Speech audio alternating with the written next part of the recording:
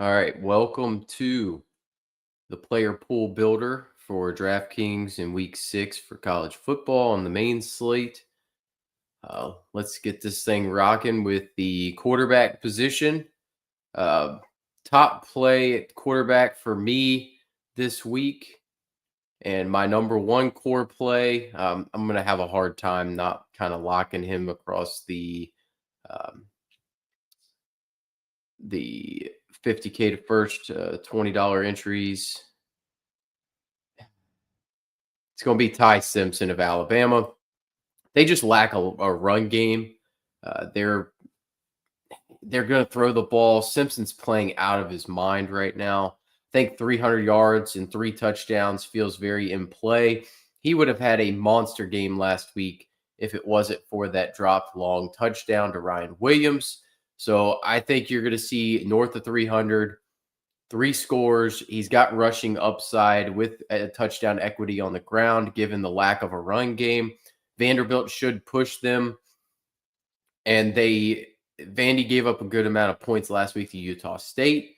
So I expect Ty Simpson to have a big game here and be one of the higher scoring quarterbacks, specifically on a points per dollar basis on the slate. So one of my core quarterbacks right there. Second core play at the quarterback position is going to be Brendan Sorsby for Cincinnati taking on Iowa State. I think this game has sneaky shootout potential. Cincinnati obviously was in a shootout last week. This line has moved towards Cincinnati's side. Iowa State is missing their top 2 cornerbacks, Jeremiah Cooper being the biggest one that's missing from a number 1 perspective. Sorsby's got great rushing upside, and he can really move the football. We don't know for sure. We're going to need to look into as the week goes on the status of Dominique Orange, Big Juice, or what, I don't know what his nickname is, but it's something to do with juice or squeeze or whatever. It's got orange juice to it. He is a very key contributor along that defensive line, being able to stop the run game and help out there. The linebacking core is very good for this Iowa State defense. That does lead to some limit on the rushing capability, I think, of Sorsby, but he's going to be very good, and I think 300 yards passing is well within the realm of possibility for Sorsby. They got their own set of issues on the Cincinnati defensive side of the ball, which leads me to my favorite player, 6,100. I'm a fan, so this is a homer pick to an extent. Rocco Becht at 6,100, taking on Cincinnati. The run game for Iowa State has not been efficient whatsoever. We need to see if the best defensive lineman is playing for Cincinnati coming into this one as well, which is leading me to shootout potential. We saw what Jalen Daniels was able to do. Rocco Becht, better passer than Jalen Daniels, worse runner, but maybe an as effective runner on the ground. Yes, his rushing numbers have not been there, but 5 rushing touchdowns so far on the season. If they get to ball to the 1 yard line, he will QB sneak it in. It's going to be a touchdown. So anything on the 1 yard or less, Rocco is super effective at cashing those into rushing touchdowns and sneaky upside. He has not hit the 300-yard bonus yet this season, but Chase Soul coming into form, and they have enough weapons on the outside. He can kind of move the football down the field. They do tend to play somewhat of an uglier style of game, as you can see from these, but they've started to heat up a little bit against Arizona. He really started to be able to show his effectiveness moving the football. He just cashed in rushing touchdowns rather than passing. And we've seen when they've been pushed in previous years, Rocco does have 70 to 90 yard rushing upside if he gets there. I know it was the Oklahoma or Iowa State game. No, the Kansas State game last year. I believe either that or Baylor. He had about a 90-yard game, rush game, where they were pushed offensively, and he really can show it on the ground. It's when he needs it, it's there. I don't worry about Iowa. Iowa's defense looked pretty good last week. Kansas State's more in line. I think he has more pass upside But I would say that 22 to 25 points seems like where he's going to be. That's 4x value. I have no problem if he gets there. I like him a good bit at 6,100.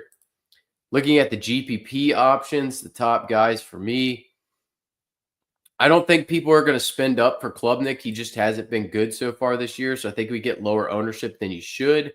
I like him as a GPP play. He does have rushing upside if he needs to. This could be a situation where he just kind of breaks one or two off. But I think 300 yards could be in the cards here. His pass catching weapons are priced up as well, which is going to make it so that nobody's going to want to stack him necessarily. So I think that's kind of where your edge comes in on that one. Do I think I'm going to play him in the $20? Probably not. I'm definitely going to have a Simpson Sorsby. I'm definitely going to have a Simpson Becht. I'm going to play Becht Sorsby combos in single entry because I think that game stack is going to go overlooked because the total's just not quite there. So I think Klubnik's more reserved for your so Sizzle. Here's where I'm at with, I'll tell you where I'm at with Wesco right out the gate, since we're talking about Klubnik. Personally, I'm going to fade Wesco. I think the price is good and everything makes sense from the matchup standpoint. What I think Belichick does is take away Wesco with a press corner and a safety over the top to cover him high and low, and then make Antonio Williams and TJ Moore beat him. So what I do have, I've already built a Klubnik stack just a minute ago where I was playing a Klubnik Simpson team. I'm working through some of my game stacks and player team stacks that I wanted to get to on my lower dollar 20-man entries. I like a Klubnik Moore stack. I don't mind Klubnik and Antonio Williams. I'll probably get there on some of the cheaper stacks that I'm going to pair them with. I think I'm going to avoid the Klubnik Wesco pairing this week just to get very different because I think that Belichick will attempt to take away Wesco versus the other two, given the profiles. So we saw that in the TCU game where he took away Eric McAllister and just kind of doubled him. And that's what he was known for in the NFL, right? He would take away the best. Wesco has been unstoppable, and maybe it's possible that even two guys for North Carolina, given the relative disparity of talent, make it so that he can't take him away. I don't think Wesco's a bad player. Wesco's my favorite player. He's my favorite wide receiver in the ACC. It's not close for me. Wesco's been an absolute dominant force. I think it's very difficult for him to get taken away, but it is possible that he ends up somewhere in this 4 for 66, somewhere to that LSU game. They just decide that Bill says, hey, Wesco's not beating us, period, end of story. And TJ Moore, we saw his target volume go through the roof last week. Antonio Williams with the bye week is going to be able to be a lot more healthy. So they don't have any issue. Like these guys came into the season 1A, 1B, 1C. It was dealer's choice as to who you wanted to be, who you thought was the best one. I personally was on Team Wesco. That's proven to be correct. But that's not to say that Moore and Williams aren't capable wide receivers. They are very, very good. There's a reason I thought that was one of the best wide receiver cores in the country. So I have no issues if you said, hey, I'm going to buy Antonio Williams this week, even priced at more. I'm just kind of out on Williams. I'm out on Wesco to an extent so that I can go to, personally, I'm going to be more in on Moore, given that I think the target volume is going to be there this week. He had 17 targets, for goodness sakes, against Syracuse. So 60 pass attempts, he got a third of them nearly. I think this is a more breakout game in this one. Very similar to, Jordan Dwyer for TCU had the monster game. McAllister kind of got not taken away, but he was shadowed so much and heavily covered and bracketed with that coverage that Bill knows how to take guys away. He's done it with Kelsey with Mahomes. He's done it with Tyreek with Mahomes. These are prime guys in the NFL that he was able to take away with a scheme, not necessarily needing the greatest defensive players alive to do it. He had very good ones and obviously far better ones. But are we saying that, I would say Tyreek Hill probably better overall player than Wesco. So some of that is scheme fit. I'm going to buy into the Belichick scheme fit of taking away your number one option. Oh yeah, they don't have the corners, but if you bracket them enough, it's going to cause Klubnik to just take away take the easy option. If he gets one-on-one coverage on the other side with TJ Moore, you'll be able to get there. So that's kind of the angle I'm willing to play with it. I understand the angle of I'm just going to play Wesco. He's a stud, and I want to play him. Like I'm a big Wesco fan, so I would love to be able to go there. I think I'm going to lean into it being a TJ Moore week personally, just the way that I want to play it, slightly different. Other GPP options. So I think this 61 with Rocco to 68 with Sorsby range is where a lot of ownership is going to come in, even up to Simpson. I think Simpson's probably going to end up being the most popular play on the slate. So I like Sorsby. I like Rocco. I think a lot of people are going to go Chandler Morris. I think the GPP play in this range, everybody's going to concentrate on those two. I think Ryan Brown's a great play at 6,600. He has untapped rushing potential. This game last year, I'm going to pull it up because I know in this exact matchup against Illinois, he had an absolute nuke of a game against Illinois. Yeah, last year against Illinois, 297 and 3 through the air. He ran for 118 on the ground with a long run of 20, so not really a fluke in that one.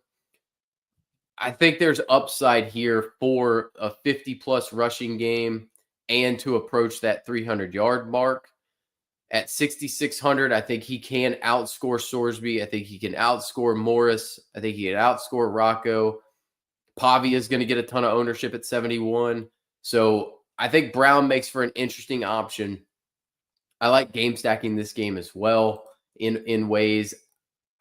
I think I'm going to end up on some Brown for sure, given the context of Illinois' corners being a little bit banged up. Now some are supposed to be back, but we'll see. We'll see on that one. I'm in on Brown right now. That could change, but I still do think he has upside in this matchup. We mentioned the other guys. Let's talk about the rest of the pool. There's 3 other guys that I'm interested in. Sawyer Roberts is just playing far too well for you not to be interested. This play changes a lot depending on the health of Bryson Washington. A lot of people aren't reporting that Washington was banged up. Like if you go, we'll look at his news page. But Sawyer Roberts is playing out of this world at the moment. He's got to be in the Heisman conversation given the just sheer volume he's putting up at this point. And 9,300, hefty price tag to pay. But at the same time, there are ways that this Kansas State Baylor game shoots out. Kansas State's defense has been absolutely horrendous.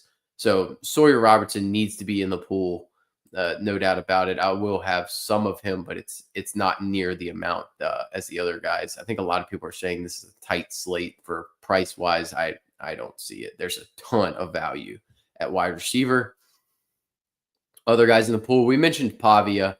I think Pavia ends up running it nearly 20 times in this one. He's going to give you a really nice floor with 60 to 90 yards rushing. He could break 100 potentially. I think 200 plus passing seems in the cards. He's going to need a lot of touchdown equity in order to stay in this game. I don't mind game stacks. I'm going to have game stacks of Simpson, Pavia. It's very easy to do. And Simpson's going to have to throw the football. Pavia is more of the run guy. He kind of takes care of that run back position plus some passing equity. So I think Pavia is going to be a solid play at 7,100. Is he my favorite of the bunch? Probably not. I think he's safe, but there is minimal risk in this spot against Alabama that's probably going to be a little bit annoyed. Granted, Alabama's been absolutely awful under Kane Womack against rushing quarterbacks. So I think Pavia is a great play. I'm going to have, Pavia mixed and matched in. He's certainly a guy that I'm very interested in. And then Chandler Morris, I think, comes in with a good amount of ownership off of the back of that game last week where he had the 3 rushing touchdowns, 2 passing touchdowns, put up an absolute monster game at 37, 38 points against Florida State. Louisville got beat up a little bit last week by Eli Holstein. It's a tough spot. I have my biggest nervousness with this one, and I think I'm going to end up underweight on Chandler Morris, is simply the fact that I think Louisville is still going to be up. They're playing at home. They played a tough game. I think there's you think there's a big letdown coming for Bama at home. I think that is mitigated by the fact that they lost to Vanderbilt last year. If they hadn't lost to Vanderbilt last year, Vanderbilt's undefeated. Vanderbilt's ranked team. Man, I don't know how you get a letdown spot coming off of Georgia. Now, we're going to learn a lot about Alabama in this one. I just don't know that they can afford a letdown given the number next to them. I don't know that the name Vanderbilt it's going to make a big difference, the circumstance coming into this one. If they'd beaten Vanderbilt down last year in Vanderbilt, then sure, maybe it's possible. But the narrative around this thing is going to be huge. And I think you say Bama's in for a letdown. I say UVA's in for a letdown spot at Louisville, coming off of that massive win against Florida State. That makes me nervous for Chandler Morris. That makes me nervous for game stacks in this one. I think UVA's in for the letdown spot. I'm going to be off of Morris more than I want to be. I think I'm going to end up switching more to Ryan Brown than I will switching to Chandler Morris, because ultimately the initial thought process would be I'm going to go Chandler Morris a lot. Looking at it, my mind says Chandler Morris, great play in this spot, has rushing capability, can throw the ball around the yard. I think I'd rather play Brown at much lower ownership and play for the letdown spot in this one for the Cavaliers here. All right. Let's look at the running back position. There is some high spend guys that are worth paying for in this one. So, core plays. I'm going to put Justice Haynes as my top spend, this top spend up option. The floor and the ceiling are there. He's getting all the work.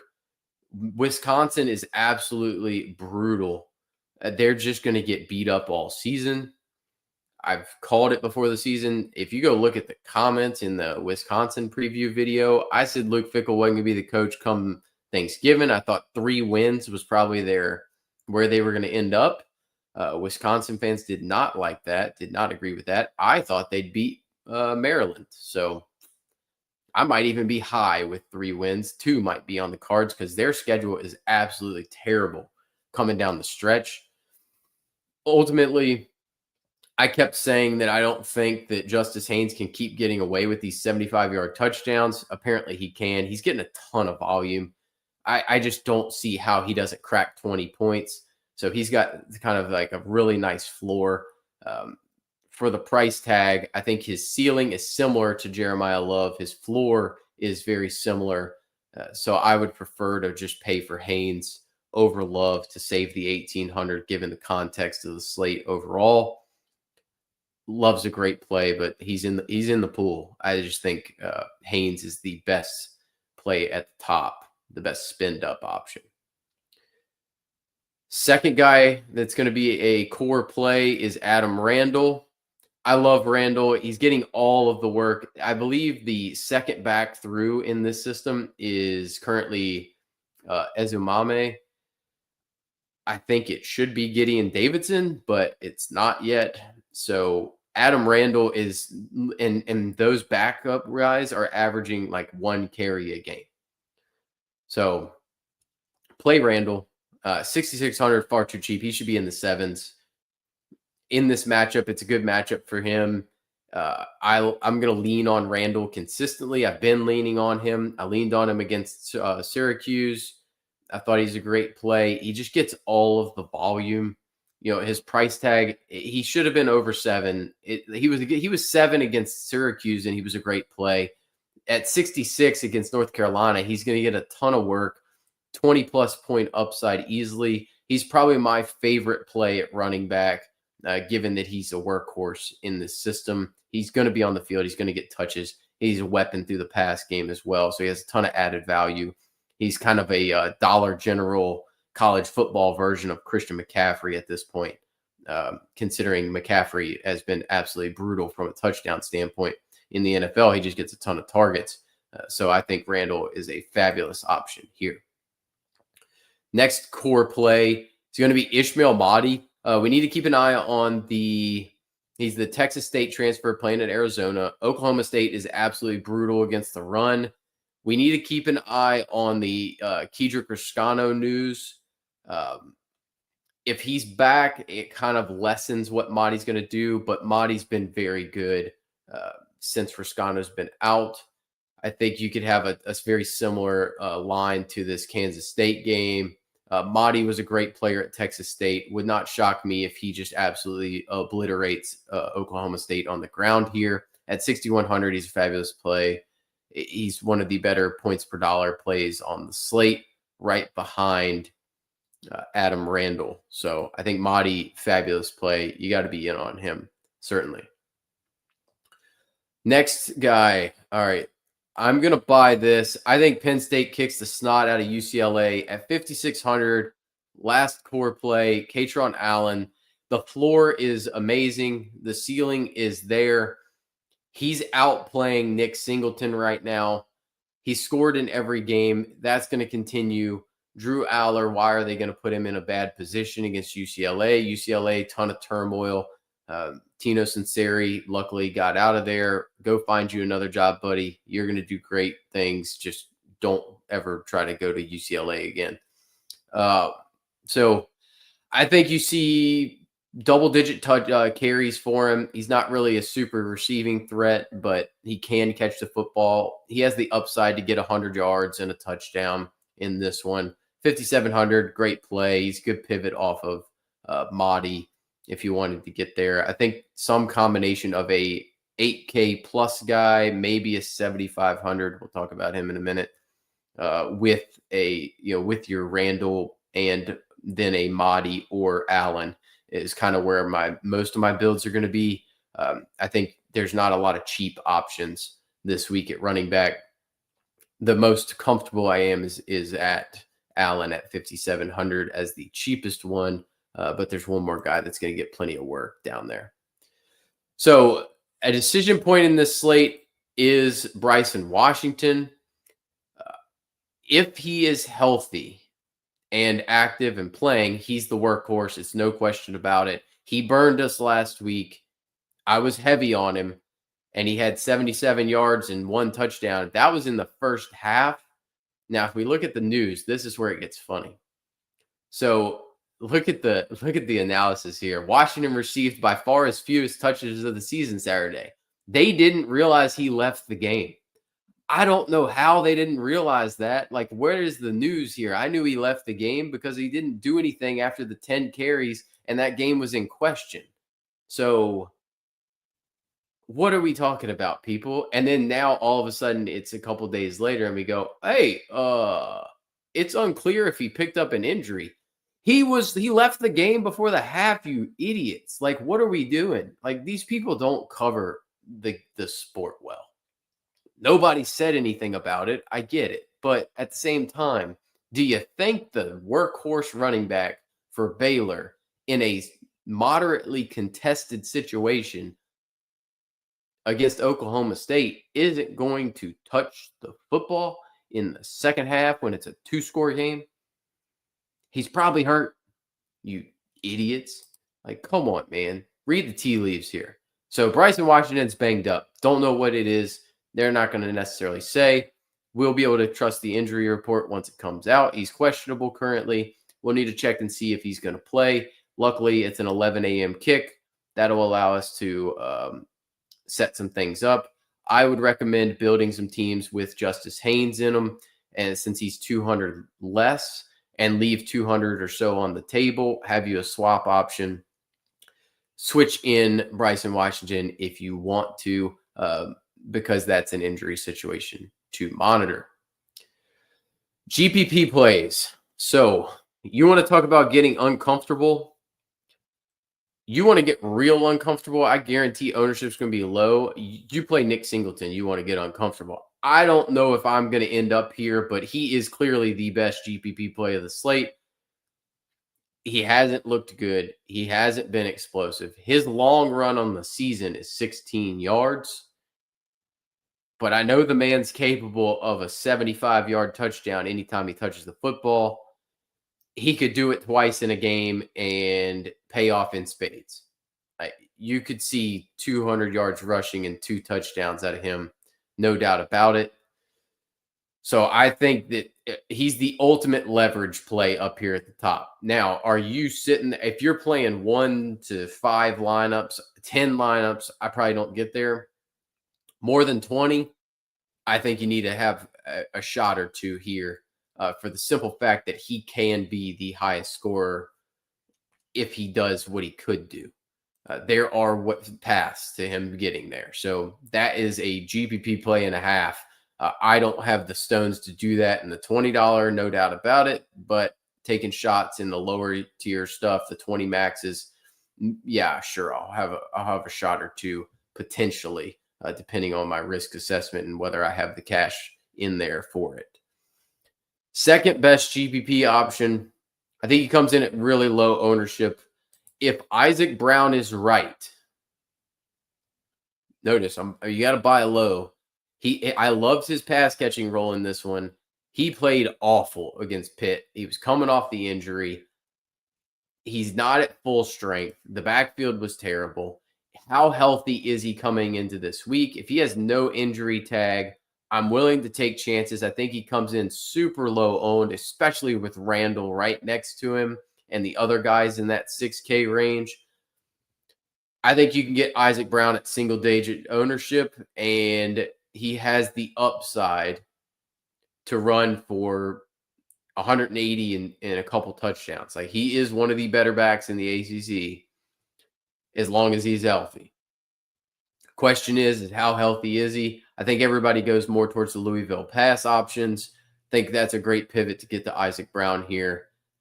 It's something that I will want to get some exposure to as long as he stays off the injury report, which nothing so far has been said. Other players in the pool. Jeremiah Love has to be in the pool just because he's playing out of this world. He's a great option in Boise game stack specifically. I will have shares because I want to be able to spend at running back. I don't mind getting to him plus Haynes plus Randall. I think it's viable because there's plenty of cheap plays at wide receiver. I'm going to, and I think you can just play, a wide receiver in the flex, even if you need a really cheap option. But there's plenty of ways to get to Love, get to Haynes, and play some of these better guys. I just think that the upside for Love, Haynes, Randall as a combo is very good. I think Mahdi's very good, and I think Allen's safe, but not my favorite. Yeah, he's so expensive, but if he can get me 30, I'll feel good about it. I'm willing to pay for it because something that I've been trying to work on is in my own personal game is I would say my hit rate on those sub 4K wide receivers is a lot higher than I thought it was. So if I can get that mix right, I'm better off just paying for Love, getting the 30, and then hitting a 10 on the cheap guy rather than trying to get a 20 out of a 5,700 running back and another 5,700 or a 6K wide receiver. It's just, that's something I'm trying to mix more into my personal play because I've not done it previously as well as I should. It's something that I've noticed where I'm missing. In the pool as well, I think this is Chauncey Bowens' backfield for Georgia going forward.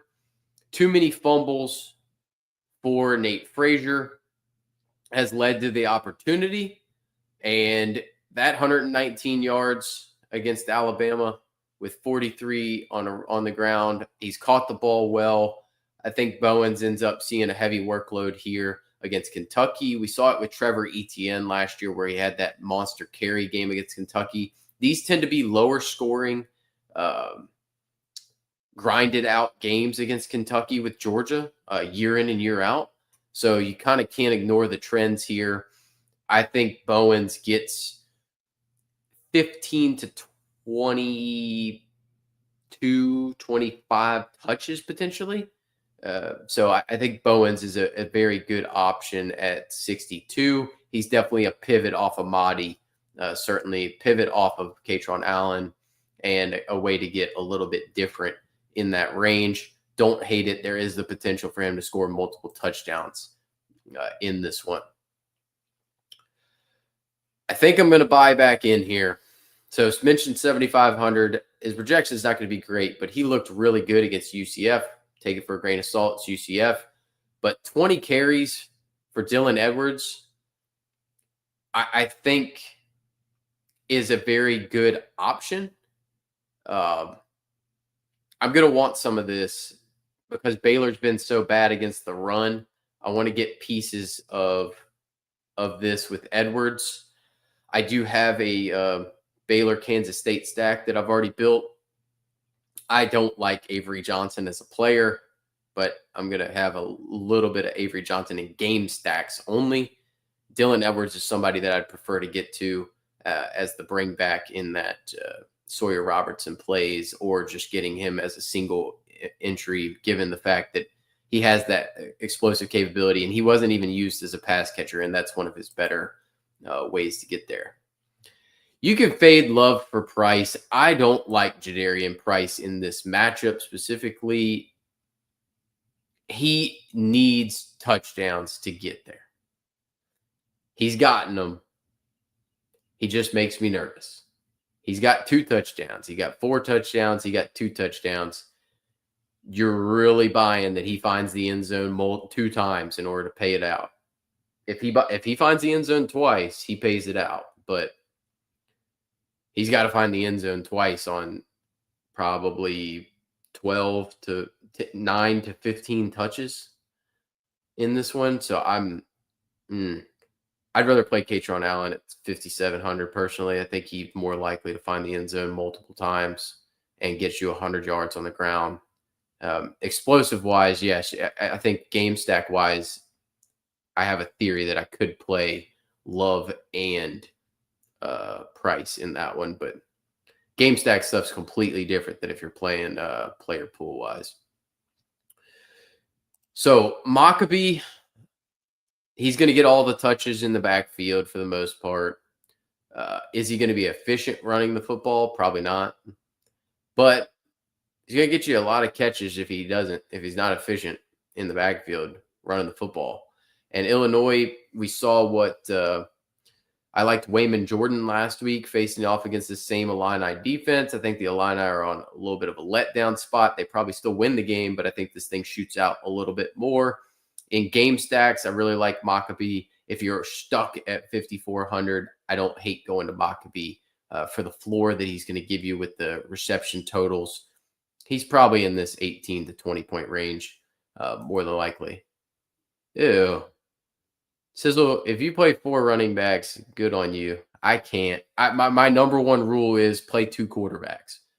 That's my number one rule. If I get burnt by by not having a second quarterback, then so be it. But I would say, based on the percentages of the winning lineups, and I would need to check each week, but I'm fairly certain the last time I saw the data for FanDuel and DraftKings on full main slates, it's somewhere in the neighborhood of 90% of the time the winning lineup has 2 quarterbacks.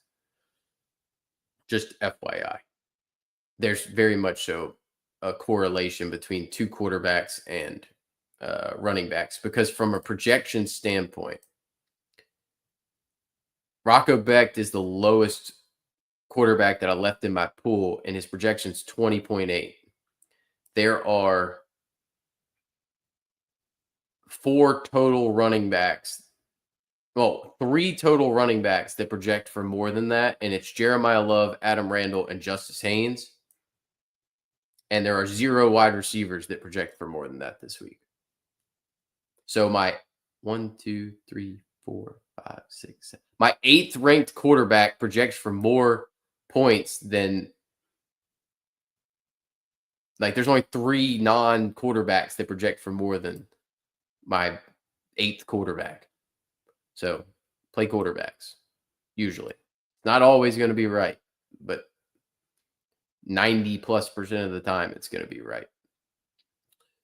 2 value options, and they come from Oklahoma State. And Oklahoma State, not a very good offense. I hear you. Rodney Fields has played pretty well. I was on him last week against Baylor. I don't know what to make of this Oklahoma State backfield at this point. He played really well against Tulsa. I expected him to get the volume again. He caught the ball extremely well, so the floor's there at 4,200. But I wish the rushing volume was there. He only got 5 carries, 10 total touches. He still paid out at 16.4.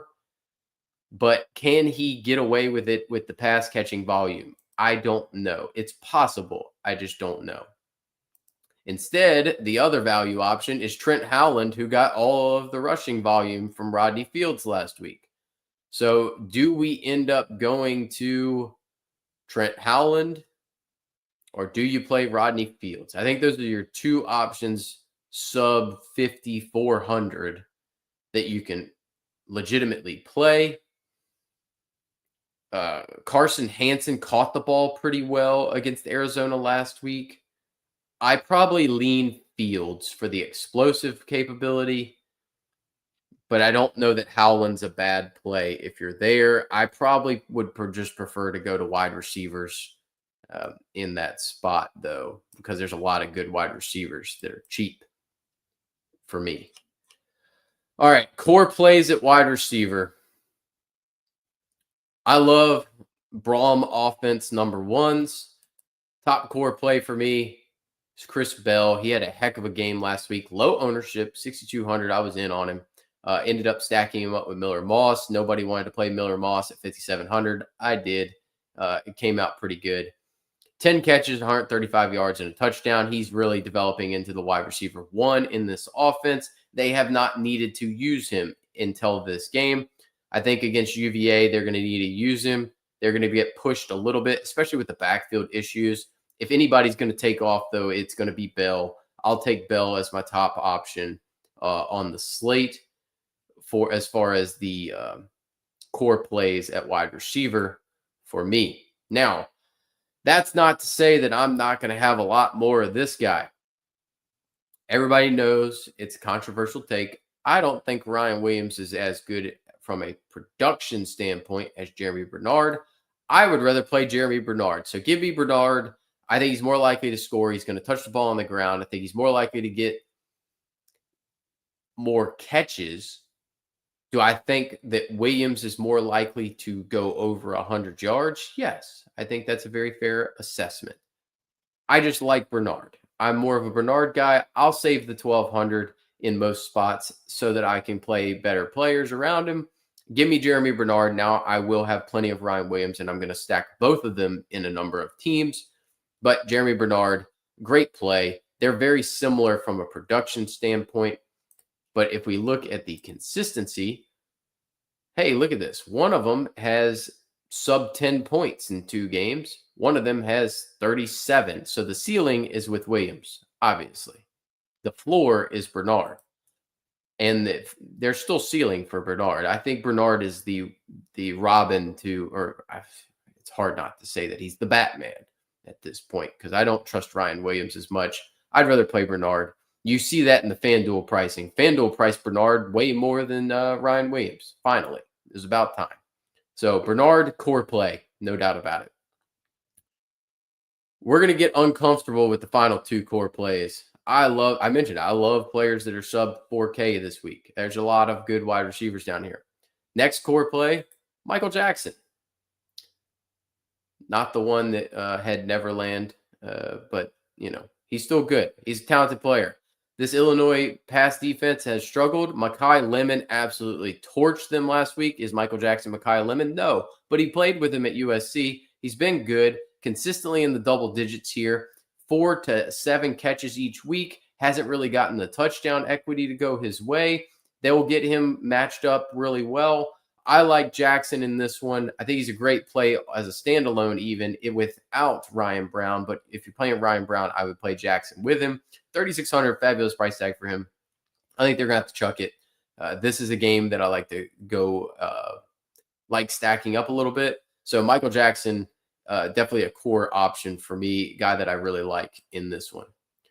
And then finally, I'm back on the train. I saw signs of life, so I immediately jumped back on. Give me Chase Soul. He's my favorite stack option with Rocco. I like Chase Soul. We got the word from Matt Campbell that he was banged up prior to the season. I thought he looked like in that first game against Kansas State that he kind of didn't know the playbook. He ran a bad route in a couple situations. But 4 for 146 last week. He was clear deep threat option. Cincinnati got absolutely destroyed by Emmanuel Henderson last week. Chase Soul can get open deep very similarly. I think they scheme him open. Rocco hits him. I think we see him find the end zone the first time this week. 3,200. He's not going to kill us if he only gets us 10. He could catch one pass and get there. No issue whatsoever. At 3,200, he can legitimately go one catch, 39 yards, and a touchdown, and he hit value. That's it. So I hit one last year. It was Hal Presley for Baylor. He was 3K, absolutely terrible play. Barely saw the field in that one. He had one catch, 30 yards, and a touchdown, scored 10 points. That's all I needed. That paid him out. I need 3X. So give me 10 points, Chase Soul. Give me 20, and I'm real happy because he could get me 7X, and I'm going to be real happy. So that's what I'm looking for. So Chase Soul, core play for me. I think he's the top option in that pass offense, and I think Rocco's going to sling it around this week. I think he's going to need to sling it around with the way the defense is banged up this week. All right. I've got one top GPP option that technically speaking, we talked about TJ Moore. I think he's a good GPP play, but I took him out of the pool. Personally, I think him and Williams are interesting. I would get off Wesco personally, but I think there's valid reasons to be on him. Jace Brown is allegedly going to be healthy. I think he's in play as a GPP option, but he's not my personal. I think he's outside of game stacks. I'm kind of out there. I'm going to say Ryan Williams is the best GPP option. I don't think people are going to want to pay $8,100 for him, given the context of the slate and being able to get Justice Haynes for a similar price, Bryson Washington, similar price. I think guys are rather going to pay for the running backs. So paying up for Ryan Williams has the name value. So does his ownership go up a little bit? He had 8 targets last week, dropped the long 62-yard potential touchdown. I think if he went 6 for 105 and 1 last week, his ownership would be a lot higher, but he's just struggled. I think people are much rather going to play Bernard. I would too for reasons, but I think Ryan Williams is a good GPP play in this spot. One injury note to monitor. So with the Jace Brown potentially being back, I'm going to play some of this guy in. I have him in my Kansas State game stack. Jerron Tibbs played really well for them with Jace Brown out. 8 for 72, 5 for 61 against the Army. I think he's a fine option, but I prefer him if Jace Brown was out. But I think Jace Brown's going to be back, which is going to kind of hinder him. Now, does Jace Brown being banged up a little bit and given the role that he had last week, maybe we see a little more Tibbs? I don't know. I think you can take shots on him, though. I don't have a problem there. All right, rest of the guys in the pool. I do like Colin Lacey. He's going to get plenty of volume. Can he find the end zone is the $1 million question. Can he get the bonus? Also a question. I think he's a fine play at 5,300. I prefer getting to Bell if I was going to play one of the two, but I don't mind playing both with Miller Moss as a stack option. Colin Lacey is a good play if you're in that 5,300 range, though. Top stack partner for Brennan Sorsby is going to be Cyrus Allen. Had an absolute nuclear game last week. I did have a team with Jalen Daniels, Emmanuel Henderson, Brennan Sorsby, and Cyrus Allen. Disappointing that was not the winner. I think it finished about 50th. It was a good team, but just came up a little short. Had some negative to it. Just couldn't get the last piece in there. I think Cyrus Allen's a great play, though, especially with the corners being out for Iowa State. They're going to have to reach in their bag. Hank Beatty, top option for Illinois. Very good option in this spot. He's very Colin Lacey-esque, not necessarily a touchdown guy, but a guy that's going to catch a ton of balls. He looks good. He's going to play well against Purdue. I like playing that as well. And then top option for Baylor for me is very clearly Josh Cameron. He's got the most targets on the team, most yards on the team. He will end up getting better touchdown luck going forward. He's always a chance to pop off this SMU game. He typically does that a few times a year with 100 plus and multiple scores, upwards of 3 in a few different games previously in his career.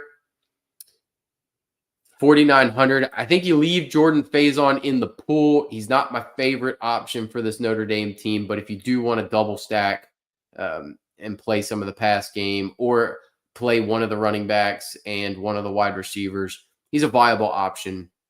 He's getting most of the targets. He's just not as much of the deep threat in this one. So I do have interest in Faison. I'm just going to temper my expectations to an extent. I will leave Zach Branch in the pool just because of his game-breaking ability and his ability to break off a long one. He kind of hasn't gotten one yet. I think they could easily in this game. You could see a screen pass. He takes it to the house. He returns a kick, something like that. He can get towards that 20-point range. Not my favorite, though. I'm going to end up in that 3K range a lot. We're going to have a lot of people that I'm about to go over for the 3K range. Both UVA guys are in play, Trell Harris and Cam Ross.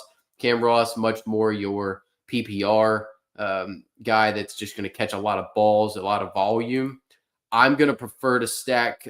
You could stack both, very certainly. Chandler Morris, I will have doubles. I do like Trell Harris more. His touchdown, he's more of the big play. His average depth of target's a lot higher. I think he has the capability to pop a bigger game than Cam Ross does. So my preference would be to play Trell Harris and try to get the touchdown on the longer play in that one. All right. All of the value is down here. If I'm playing Pavia, I prefer Stowers. They have a connection going back to New Mexico State. He's a very good red zone threat. Pavia will target him ad nauseum. I think your floor is 12 points, obviously, based off of what we've been seeing. And then he's got upside. I've seen him go over 100 with multiple scores plenty of times. 3,900 is a bargain for him. In a spot like this, even if Bama blows him out, Stowers is going to keep playing. Pavia is going to keep playing. I think he's a great bring back option in Bama stacks. With or without Pavia, no doubt about it. Fabulous option, though, at sub 4K. All right, next guy is going to be my favorite Notre Dame wide receiver. I think Malachi Fields is going to catch a long touchdown eventually. What week it is, I don't know. This feels like a good spot for it. So I do have interest here. I think double digits is in play. I prefer him to Jordan Faison. I'd rather save the money and go down 1,100. He's getting a ton of deep targets, and I think this is a spot against Boise where they take some deep shots in addition to the run game. I really like playing Fields and Love potentially together, and they'll pay off. Or Fields, Price, however you want to go with the Notre Dame backs. But Fields is a great option at 3,800. You're going to have plenty of money to spend across the board. In the line of the Justice Haynes, he can't keep getting away with this type deal. Kobe Prentice can't keep getting away with this, but I'm going to keep playing him.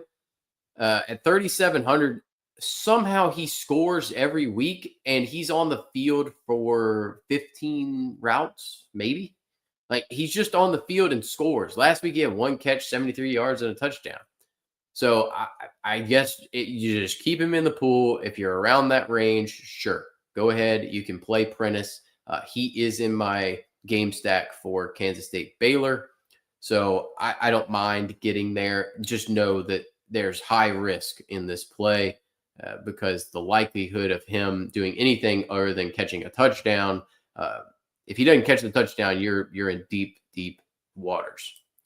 Morning, JB.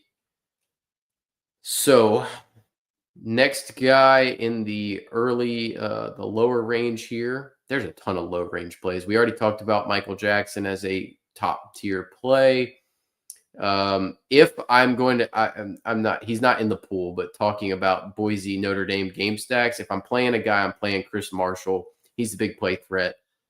So if I was going to play a guy from Boise, I want to play Marshall for the big play upside in that one because they've kind of struggled with that.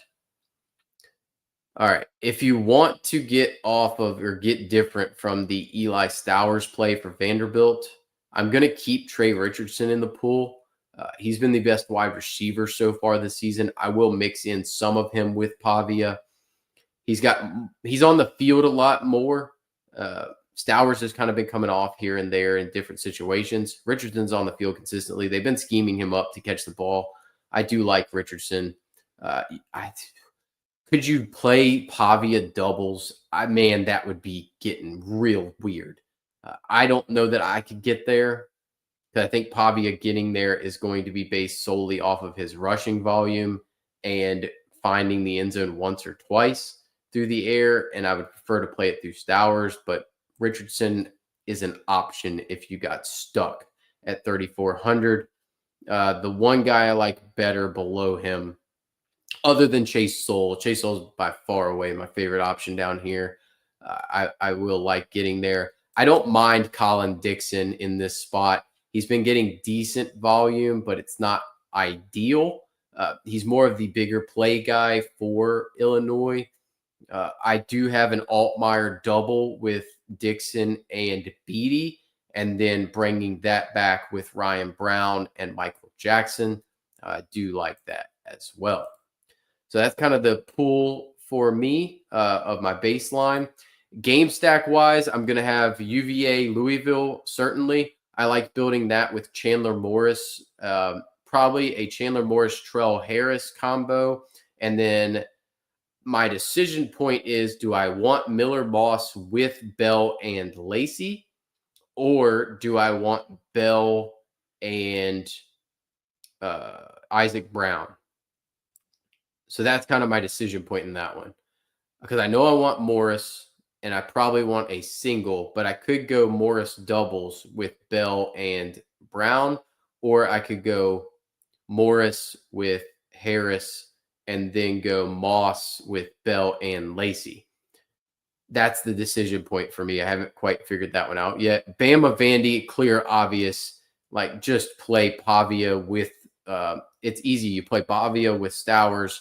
You play Simpson with Bernard, and you can go Horton, but I prefer just to go Bernard Williams. That just get the top guys all in there. You can make that work, no issues whatsoever. Baylor, Kansas State, I already have one built. It's very easy. Throw in Robertson with Avery Johnson. You can play Dylan Edwards. I played Jerron Tibbs as the pass catching option, just hoping he catches a touchdown at 3,900. But you don't have to play Tibbs, certainly. And then I played a double stack on Baylor with Prentice and Josh Cameron. So that works as well. Notre Dame Boise, I'm going to play as a game stack, and that's going to have Jeremiah Love with Malachi Fields, Maddox Madsen with Chris Marshall. And then I'm trying to decide if I want another pass catching option. I haven't decided that yet. Do I want Matt Lauder, hoping he finds the end zone once or twice? Do I want Latrell Caples is expensive, so I don't know if I want to get there. But do I want to play Dylan Riley potentially as another piece for Boise? I don't know. I'm waiting to decide on that one, how I want to add pieces to Madsen, because I can't play Madsen with only one piece. It's got to be two more than likely, in hopes for him to pay off. Illinois, Purdue, like we talked about, I'm going to have both quarterbacks with three of the wide receivers, and I'm playing Maccabee in that one. So full stack there. And then Iowa State, Cincinnati, very fun way to play it. Most of the time, it's going to be Rocco Soul with Sorsby and Cyrus, and that's one of my base like top end teams I already have built. It's very easy to build that, no doubt about it. It's one of my favorite ways to build at the moment. So it's very, this is definitely want to be. I have this in a single entry, and it's definitely going to be a team that I play. I'm just trying to decide the last pieces at the moment. I've got two variations right now. Where's Adam Randall? So that's kind of my base right now. And then I'm trying to decide the second running, like one of the running back spots is either going to be Washington or Haynes, but we'll put Haynes in since we don't know if Washington's healthy. Now, the decision point comes down to, in this specific situation, do I want Jeremiah Love or Bryson Washington? If I go Jeremiah Love, that's fine. I can easily just throw in Mike Jackson from Purdue. If I want, and then this is going to leave 200 on the table, which gives me the optionality to go Bryson Washington if I want, or Justice Haynes. But if I don't want to do that, I can easily go Bryson Washington if I get word he's healthy. And then now you get Colin Lacey or Hank Beatty, either or. Like you can go Lacey or Beatty. I would probably lean Lacey in that spot, but it's close. So there's another way to play it. But yeah, there's a multitude of ways to play that at this point. It's just trying to figure out what you want and what kind of fits together in that spot. You can also play Jordan Faison and no, it's not Faison. It would be 7,500, which is 6,100, which is a real ugly range to be in. So I don't particularly want to be in this range for the most part. Like Horton isn't here in a who. So yeah, so that's kind of where my single entry is going to end up. I prefer just pay down at wide receiver this week a good amount. I'm going to end up playing a lot that way, and then just buying the stacks that I want and the players that I want at running back, and then go from there. But I'm still sussing out what I'm going to do in the $20. I know I'm going to have Simpson Rocco. I know I'm going to have Simpson Sorsby. Then the $1 million question is where else do I want to go? Do I want it to be Pavia? I might have one Pavia. I don't know where else I want to go, though. I'm trying to make sure I don't end up with Ty Simpson on all 5 teams that I'm playing in the $20. So I don't know where else I want to go yet. Maybe I want Chandler Morris. I debated Klubnik as a potential option. I don't know. I'm not certain yet. I'm still got a couple days to think about it at least. So that's the positive. So anyway, I'm going to work on keep thinking through those things. I'm going to keep pulling. I got to get my player pool sorted. I got projections already run for FanDuel, but I'm going to keep sorting that player pool down so that I can get you guys all that information tomorrow for what the player pool is. But at least in this situation, we have narrowed down the pool a lot on DK. How would I stack Georgia? If you really wanted to stack Georgia, I would go Bowens with Stockton. So here, we'll do this. Question is do you want the bring back or not? I don't know that I really would. I think that would be a team very similar to Clemson. That if I was stacking Georgia, where's Georgia? There we go. I would go Stockton, Bowens, and then Branch. That's how I would stack Georgia. Personally, if they hit their team total, that's where I'm going to get the most value out of them. If you really wanted a bring back, I would only use McGowan, and that's it. So if I was game stacking this is it. Personally, I'd probably just do it this way and then bank on the fact that Georgia scores 30 and you get all 4 touchdowns somehow. So let's say Bowens catches 1, runs 1 in. So he gets 2. Let's say Stockton throws 2 and runs another 1 in. And then Branch catches 1 of the 2. Bowens catches 1 of the 2. Maybe Stockton throws for 3, runs for 1. And then they score 35 points with Bowens scoring the other touchdown. And then you get all the equity, or Branch returns a touchdown.